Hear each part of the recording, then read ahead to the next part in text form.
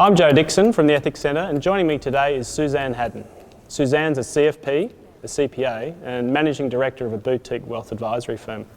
Thanks for joining us, Suzanne. Good to be with you. Today we're going to talk about the positive impacts that financial planning can make in people's lives.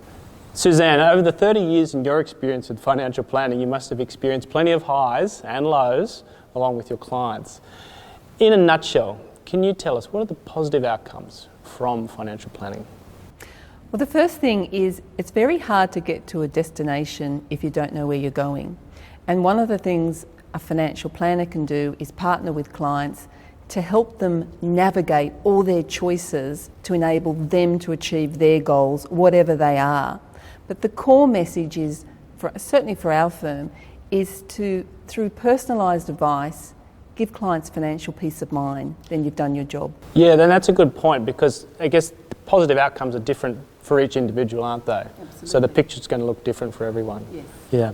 So on that, I mean, what does some examples of a positive outcome for a client look like for you? Well, for clients, it's whether they can sleep at night. I think the sleep test is what I measure it. If they're anxious for whatever reason, valid or not, then I feel I haven't done my job. It's also with them being able to live their lives without constant anxiousness about their financial situation.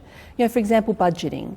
Budgeting is something people find very boring, but it's actually freeing because it gives you guilt-free spending. So we try and sell those concepts to clients to let them get on with their lives without the stress.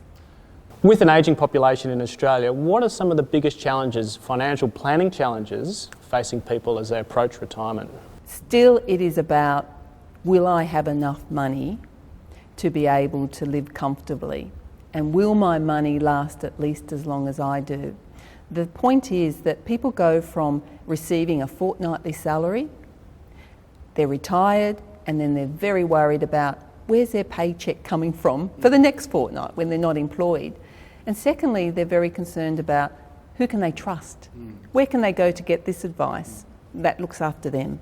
Well, that's right. And then the complexity of this piece for people approaching retirement, I mean, it seems to be an area where the benefits of financial planning can play quite a strong part. How complex is the retirement estate planning piece?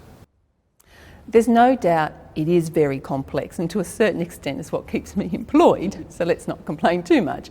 But the role of professionals, financial advisors, is to take all that complexity with our knowledge and experience and then come up with solutions for clients that take away that complexity, that simplify the process, that gives them outcomes they can understand and be comfortable with. That is our role. It sounds like you're touching there very much on that purpose piece. Yes. In financial planning. And what are some of the practices or cues you give some of the newer or emerging members of your firm and industry to help them tap into that purpose piece?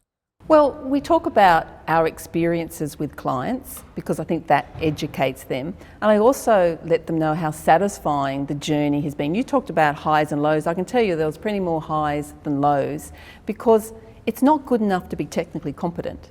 You have to be able to deal with clients and explain things to them. And that is quite satisfying to me as a professional and makes the day much more enjoyable because you're helping people. Wonderful. Thank you, Suzanne. Thank you.